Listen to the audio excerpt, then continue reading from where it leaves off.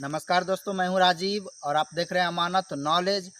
दोस्तों, आज हम जानकारी प्राप्त करेंगे कि अगर ज़मीन केवाला में कम हो और नक्शा में ज़्यादा हो तो ऐसी परिस्थिति में क्या करेंगे दोस्तों। तो जानने के लिए चलते आगे जानते हैं। और जानने से पहले आप हमारे चैनल पर नए हैं तो चैनल को सब्सक्राइब कर लीजिए और बेल आइकन प्रेस कर दीजिए। चलिए आगे जानकारी प्राप्त करते हैं। तो दोस्तों, ये जो है सवाल बहुत सारे सब्सक्राइबर्स का आया, ठीक है, और बहुत सारे कॉल भी आए कि अगर मान लीजिए कि केवाला में ज़मीन कम लिखा हुआ है लेकिन नक्शा में जो है ज़मीन ज़्यादा है, तो ऐसी परिस्थिति में क्या किया जाएगा, क्या करें। तो दोस्तों, अगर मान लीजिए कि आपका ज़मीन केवाला में कम है और नक्शा में ज़्यादा है, तो ऐसी परिस्थिति में जो आपके केवाला पे जो खेसरा लिखा हुआ है, यानी कि प्लॉट नंबर जो लिखा हुआ है, और वह पूरा प्लॉट आपके केवाला पर ही लिखा हुआ है, ठीक है। यानी कि मान लीजिए प्लॉट नंबर 150 है और वो प्लॉट नंबर 150 सिर्फ आपके ही केवाला में लिखा हुआ है, यानी कि 150 खेसरा आपको ही लिखा गया है।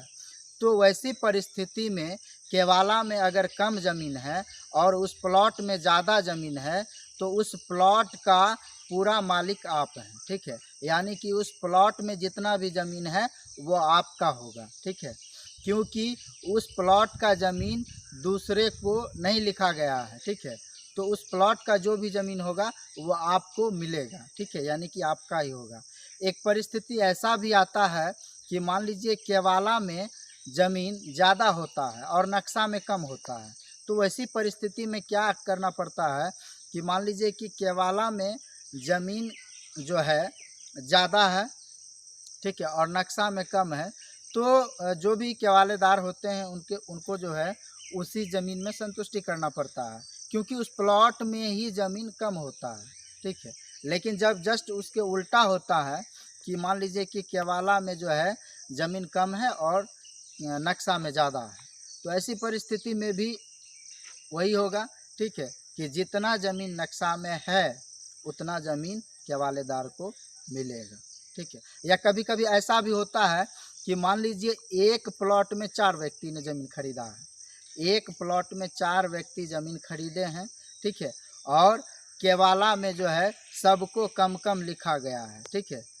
और जब नक्शा की पैमाइश की गई तो नक्शा में ज़मीन ज़्यादा है, तो वैसी परिस्थिति में जो है जो 4 केवालेदार हैं उन सब को अपने अनुपात से सबको बाँट के उस परिस्थिति को देखते हुए दिया जाएगा, ठीक है। जो जितना ज़मीन लिया है उसके अनुपात में उनका शेयर बनकर, हिस्सा बनकर उसमें से वो ले सकते हैं। यानी कि प्लॉट के अंतर्गत जो भी केवालेदार हैं वो अपने में आपस में बंटवारा कर सकते हैं। तो दोस्तों, आप समझ गए होंगे कि केवाला में ज़मीन कम हो और नक्शा में ज़मीन ज़्यादा हो तो हमें क्या करना चाहिए, ठीक है। आपको समझ में आ गया होगा। अगर समझ में आ गया तो वीडियो को लाइक शेयर करना ना भूलें। मिलते हैं नेक्स्ट वीडियो के साथ, तब तक के लिए अलविदा। थैंक्स।